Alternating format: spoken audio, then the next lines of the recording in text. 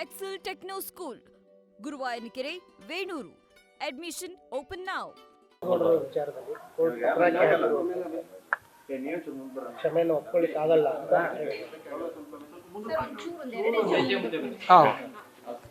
ಇದು ಮೊದಲನೇ ದಿನದಿಂದ ಕೂಡ ನಾವು ಭಾಳ ಸ್ಪಷ್ಟವಾಗಿ ಹೇಳಿದ್ದೀವಿ. ಏನು ಇವತ್ತು ಒಬ್ಬ ಸರ್ಕಾರಿ ಕರ್ತವ್ಯವನ್ನು ನಿರ್ವಹಿಸಿರ್ತಕ್ಕಂಥ ಅಧಿಕಾರಿಯ ವಿರುದ್ಧವಾಗಿ ಏನು ಶಿಡ್ಲಘಟ್ಟದ ಪರಾಜಿತ ಅಭ್ಯರ್ಥಿ ರಾಜೀವ್ ಗೌಡರು ನಡ್ಕೊಂಡಿರ್ತಕ್ಕಂಥ ರೀತಿಯನ್ನು ನಾವು ಯಾವುದೇ ರೀತಿ ಅದನ್ನು ಒಪ್ಪುವಂಥದ್ದಲ್ಲ, ಅದನ್ನು ನಾವು ಖಂಡಿಸ್ತೀವಿ ಅಂತಕ್ಕಂಥ ಮಾತನ್ನೇ ಭಾಳ ಸ್ಪಷ್ಟವಾಗಿ ಹೇಳಿದ್ದೀವಿ ಮತ್ತು ಕಾನೂನು ರೀತಿ ಕ್ರಮ ಮಾಡ್ತೀವಿ ಅಂತಕ್ಕಂಥದ್ದು ಆ ಕ್ಷಣದಿಂದ ನಾವು ಎಲ್ಲ ರೀತಿ ಕಾನೂನಿನ ಚೌಕಟ್ಟಿನಲ್ಲಿ ಏನೆಲ್ಲ ಮಾಡಲಿಕ್ಕಾಗತ್ತೆ ಮಾಡ್ತಾಯಿದ್ದೀವಿ. ಮತ್ತು ಅವತ್ತು ದೂರು ಕೊಡುವಂಥದ್ದು ವಿಳಂಬ ಆಯಿತು. ಮಾಧ್ಯಮಗಳ ಏನು ಕಾರಣ ಅಂತ ಹೇಳಲಿಕ್ಕೆ ಹೋಗೋದಿಲ್ಲ. ಅದೇ ಇದು ದೊಡ್ಡ ಮಟ್ಟದಲ್ಲಿ ರಾಜ್ಯದಲ್ಲಿ ಸದ್ದು ಮಾಡೋದ್ರಿಂದ ಅವರು ಯಾರು ಇದಕ್ಕೆ ಗುರಿಯಾಗಿದ್ದರು ನಮ್ಮ ಕಮಿಷನರ್ ಅವರು ಅಮೃತ ಗೌಡ ಅವರು ಬಹುಶಃ ಅವರು ಸಂಜೆವರೆಗೂ ದೂರು ಕೊಡುವಂಥದ್ದಕ್ಕೆ ಸಾಧ್ಯ ಆಗಲಿಲ್ಲ. ಅವರು ದೂರು ಕೊಟ್ಟ ತಕ್ಷಣ ನಮ್ಮ ಪೊಲೀಸ್ ಇಲಾಖೆಯವರು ಕಾರ್ಯೋನ್ಮುಖರಾದರು. ಆದರೆ ಅಷ್ಟೊತ್ತಿಗಾಗಲೇ ಅವರು ಫೋನನ್ನು ಸ್ವಿಚ್ ಆಫ್ ಮಾಡಿಕೊಂಡು ಅವರು ಎಲ್ಲಿದ್ದಾರೆ ಅಂತಕ್ಕಂಥದ್ದು ಮಾಹಿತಿ ಇವತ್ತು ಸುಮಾರು 4-5 ದಿವಸಗಳಿಂದ ಇವತ್ತು ಪೊಲೀಸ್ ಇಲಾಖೆಯವರು ಕಲೆ ಆಗ್ತಕ್ಕಂಥ ಕೆಲಸ ಮಾಡ್ತಾಯಿದ್ದಾರೆ. ಅವರನ್ನು ಕಾನೂನು ಚೌಕಟ್ಟಿಗೆ ತಂದು ಅವರು ನಡ್ಕೊಂಡಿರ್ತಕ್ಕಂಥ ರೀತಿಗೆ ಇವತ್ತು ಒಂದು ಸ್ಪಷ್ಟವಾದಂಥ ಸಂದೇಶ ಈ ರಾಜ್ಯದಲ್ಲಿರ್ತಕ್ಕಂಥ ಅಧಿಕಾರಿಗಳಿಗೆ ಕಳಿಸ್ತಕ್ಕಂಥದ್ದು ನಮ್ಮ ಸರ್ಕಾರದ ಉದ್ದೇಶ. ಅದರಿಂದ ಇದು ಮಾನ್ಯ ಮುಖ್ಯಮಂತ್ರಿಗಳು ಸ್ಪಷ್ಟವಾಗಿ ಹೇಳಿದ್ದಾರೆ, ಗೃಹ ಮಂತ್ರಿಗಳು ಹೇಳಿದ್ದಾರೆ, ಮಾನ್ಯ ಉಪಮುಖ್ಯಮಂತ್ರಿಗಳು ಹೇಳಿದ್ದಾರೆ, ಎಲ್ಲರೂ ಭಾಳ ಸ್ಪಷ್ಟವಾಗಿ ಹೇಳಿದ್ದಾರೆ.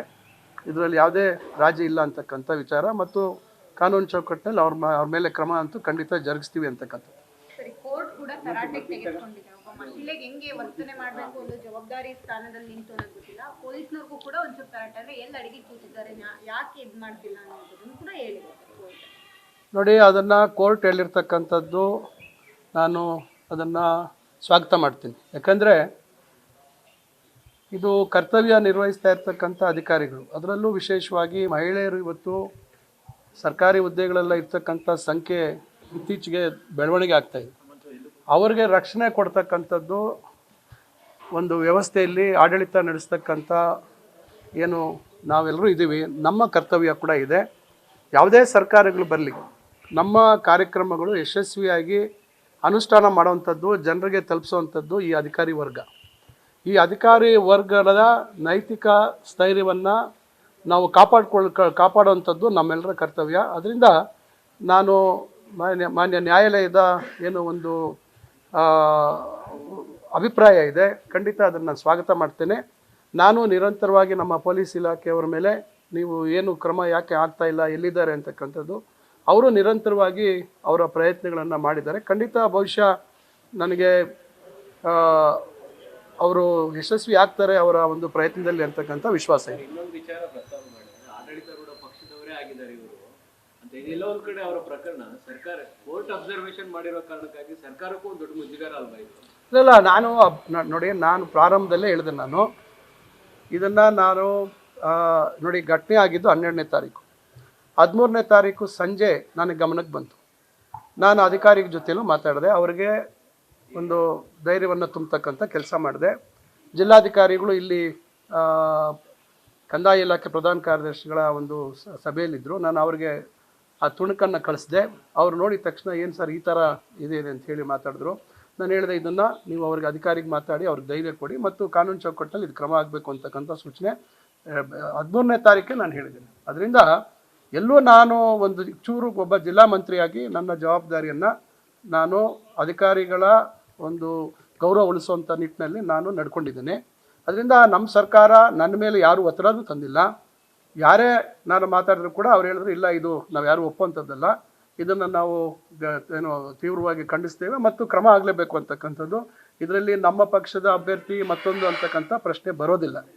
ಯಾಕಂದರೆ ಯಾರು ಮಹಿಳೆಯರ ಬಗ್ಗೆ ಈ ರೀತಿಯಾಗಿ ನಡ್ಕೊಳ್ತಾರೆ ಅದನ್ನು ನಾವು ಒಪ್ಪೋದಕ್ಕೆ ಸಾರ್ವಜನಿಕ ಜೀವನದಲ್ಲಿ ಮತ್ತು ಒಂದು ಸರ್ಕಾರದ ಕಾನೂನಿನ ಅಡಿಯಲ್ಲಿ ಕೆಲಸ ನಿರ್ವಹಿಸಿರ್ತಕ್ಕಂಥ ಅಧಿಕಾರಿ ಮೇಲೆ ಆ ರೀತಿ ಪದ ಬಳಕೆ ಮಾಡ್ತಕ್ಕಂಥದ್ದು, ಧಮಕಿ ಆಗ್ತಕ್ಕಂಥದ್ದು, ಇವೆಲ್ಲ ನಾವು ಒಪ್ಪುವಂಥದ್ದೆಲ್ಲ. ಆಮೇಲೆ ಸ್ಥಳೀಯ ಶಾಸಕರ ಬಗ್ಗೆ ಕೂಡ ಭಾಳ ಕೆಟ್ಟದಾಗಿ ಮಾತಾಡಿರ್ತಕ್ಕಂಥದ್ದು. ರಾಜಕಾರಣದಲ್ಲಿ ಅಭಿಪ್ರಾಯ ಭೇದಗಳು ಅಥವಾ ಪಕ್ಷ ಮತ್ತೊಂದು ಬೇರೆ ಇರ್ತದೆ. ಆದರೆ ಈ ರೀತಿಯಾಗಿ ಒಂದು ಕೆಲಸ ನಿರ್ವಹಿಸಿರ್ತಕ್ಕಂಥ ಅಧಿಕಾರಿ ಮೇಲೆ ಧಮಕಿ ಹಾಕುವಂಥ ಸಂದರ್ಭದಲ್ಲಿ ಶಾಸಕರನ್ನು ಉಲ್ಲೇಖ ಮಾಡುವಂಥದ್ದು ಕೂಡ ಸರಿ ಇಲ್ಲ. ಸರಿ, ಡಿ ಕೆ ಸುರೇಶ್ ಅವರು ಸರ್, ಅಧಿಕಾರ ಮತ್ತು ಶಾಶ್ವತವಲ್ಲ ಅನ್ನೋದು ಮಾತನ್ನ ಮಾತಾಡಿದ್ರು. ಅಂದ್ರೆ ತಾವು ಶಾಂತವಾಗಿದ್ದೀವಿ, ತಾಳ್ಮೆಯನ್ನ ಕಾಪಾಡ್ಕೊಂಡಿದ್ದೀವಿ ಅನ್ನೋದು ಮಾತನ್ನ ಹೇಳಿದ್ದಾರೆ. ಶಾಶ್ವತ ಅಲ್ಲ, ಅದೊಂದು ರೀತಿ ಎಚ್ಚರಿಕೆ ಅಂತ ನೋಡಿ. ಅವರು ಡಿ ಕೆ ಸುರೇಶ್ ಅವರು 3 ಬಾರಿ ಸಂಸದರಾಗಿ ಕೆಲಸ ಮಾಡಿದ್ದಾರೆ ಮತ್ತು ಭಾಳ ಅನುಭವಿ ರಾಜಕಾರಣಿ.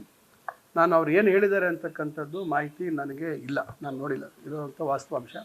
ಆದರೆ ಅವ್ರು ಯಾವ ಅರ್ಥದಲ್ಲಿ ಹೇಳಿದ್ದಾರೆ, ಏನು ಹೇಳಿದ್ದಾರೆ ಅಂತಕ್ಕಂಥದ್ದು ಮಾಹಿತಿ ಇಲ್ಲ. ಖಂಡಿತ ನಮ್ಮ ಕಾಂಗ್ರೆಸ್ ಪಕ್ಷದ ಹೈಕಮಾಂಡ್ ಇವತ್ತು ಅವರ ಗಮನದಲ್ಲಿ ಸಂಪೂರ್ಣವಾಗಿ ಇಲ್ಲಾಗ್ತಾ ಇರ್ತಕ್ಕಂಥ ಎಲ್ಲ ವಿಷಯಗಳು ಅವರ ಗಮನದಲ್ಲಿದೆ. ಖಂಡಿತ ಆದಷ್ಟು ತ್ವರಿತವಾಗಿ ಇದಕ್ಕೊಂದು ಅಂತ್ಯವನ್ನು ಆಡ್ತಾರೆ ಅಂತಕ್ಕಂಥ ವಿಶ್ವಾಸ ಇದೆ. ನಿಮ್ಮಲ್ಲಿ ಸಚಿವರುಗಳೇ ಒತ್ತಾಯ ಮಾಡ್ತಿದ್ದಾರೆ ಸರ್, ಹೈಕಮಾಂಡ್ ಮಧ್ಯಪ್ರವೇಶ ಮಾಡಲಿ, ಇದನ್ನು ಬಗೆಹರಿಸಲಿ, ಇಲ್ಲಾಂದ್ರೆ ಆಡಳಿತದ ಮೇಲೆ ಪರಿಣಾಮ ಬೀರುತ್ತೆ, ಪ್ರತಿನಿತ್ಯ ಈ ಥರದ ಗೊಂದಲಗಳು ಇಟ್ಕೊಂಡು ಹೋಗೋದು ಸರಿಯಲ್ಲ ಅಂತ. ಇಲ್ಲ, ನಾನು ಅದನ್ನು ಈಗ ಪಕ್ಷದ ಹೈಕಮಾಂಡ್ಗೆ ಎಲ್ಲ ಮಾಹಿತಿ ಇದೆ. ಖಂಡಿತ ಇದು ಎಲ್ಲೋ ಒಂದು ಕಡೆ ಸರ್ಕಾರ ಇವತ್ತು ಸುಸ್ಥಿರವಾಗಿರ್ತಕ್ಕಂಥ ಸರ್ಕಾರ ಇವತ್ತು ಆಡಳಿತ ಇವತ್ತು ಭಾಳಷ್ಟು ಕಾರ್ಯಕ್ರಮಗಳನ್ನು ಅನುಷ್ಠಾನ ಮಾಡಿದ್ದೀವಿ. ಭಾಳಷ್ಟು ಸಮಸ್ಯೆಗಳಿಗೆ ಪರಿಹಾರವನ್ನು ಕಂಡುಕೊಂಡಿರ್ತಕ್ಕಂಥ ಕೆಲಸವನ್ನು ನಮ್ಮ ಮುಖ್ಯಮಂತ್ರಿಗಳು, ಉಪಮುಖ್ಯಮಂತ್ರಿಗಳು ಒಗ್ಗಟ್ಟಾಗಿ ಮಾಡಿದ್ದಾರೆ. ನಾವೆಲ್ಲರೂ ಒಟ್ಟಿಗೆ ಕೆಲಸ ಮಾಡ್ತಾಯಿದ್ದೀವಿ. ಅದರಿಂದ ಎಲ್ಲೋ ಒಂದು ಕಡೆ ಈ ರೀತಿ ಏನು ಸಮಸ್ಯೆಗಳು ಬಂದಂಥದ್ದನ್ನು ಬೇಗ ತ್ವರಿತವಾಗಿ ಹೈಕಮಾಂಡ್ ಇತ್ಯರ್ಥ ಮಾಡ್ತಾರೆ ಅಂತಕ್ಕಂಥ ವಿಶ್ವಾಸ ಇದೆ. ಸರ್, ಈ ಕಾರಣಕ್ಕಾಗಿ ಕ್ಯಾಬಿನೆಟ್ ರೀಶಫಲ್ ಆಗ್ತಾ ಇಲ್ಲ, ಇನ್ನೊಂದು ಟರ್ಮ್ ಮಾಡಬೇಕಾಗಿತ್ತು, ಅದು ಆಗ್ತಾ ಇಲ್ಲ, ಹೊಸದಾಗಿ ನಿರ್ದೇಶಕರು ಮಾಡಬೇಕಾಗಿತ್ತು, ಅದು ಆಗ್ತಾ ಇಲ್ಲ, ಎಲ್ಲವೂ ಸ್ಟ್ರಕ್ ಆಗಿ ಕೂತ್ಬಿಟ್ಟಿದೆ. ಈಗ ನಿಗಮ ಮಂಡಳಿಗಳದ್ದು ಬಹುಶಃ ಮುಂದಿನ ತಿಂಗಳು ಅವರ ಏನು ಅವಧಿ ಅಂತ ನಿಗದಿ ಅಂತ ಮಾಡಿದ್ರು, ಅದು ಮುಂದಿನ ತಿಂಗಳು ಅದು ಮುಕ್ತಾಯ ಆಗುತ್ತೆ. ಬಹುಶಃ ಇನ್ನು ಕೆಲವೇ ದಿನಗಳಲ್ಲಿ ಬಹುಶಃ ಈಗ ಪಕ್ಷ ಒಂದು ಸ್ಪಷ್ಟವಾದಂಥ ತೀರ್ಮಾನ ನಮ್ಮ ಹೈಕಮಾಂಡ್ ಮಾಡ್ತಾರೆ, ಆ ವಿಶ್ವಾಸ ನನಗಿದೆ. ನ್ಯೂಸ್ ಫಸ್ಟ್ ನಿರ್ಭೀತಿಯಿಂದ ನಿಮ್ಮ ಪರವಾಗಿ.